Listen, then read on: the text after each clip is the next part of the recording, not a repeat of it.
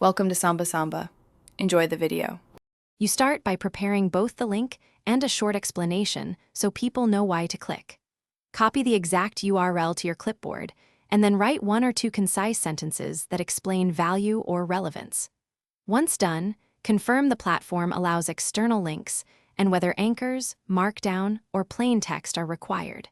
Make sure to shorten overly long URLs only if the platform accepts them. Otherwise, keep the original so users see the destination. Now paste the URL into the comment field and format it according to the platform. Use markdown text, URL if supported, an HTML anchor where allowed, or simply paste the full URL as plain text. Explain briefly before or after the link so readers know what it leads to. This increases clicks and trust. Once done, preview if the platform offers a preview feature to confirm the link resolves and displays correctly. Finish by posting the comment and immediately clicking the link to verify it opens the intended page. If the platform strips or blocks links, edit your comment to include an approved format or a short, safe redirect text. Make sure to fix typos right away because some platforms limit edits.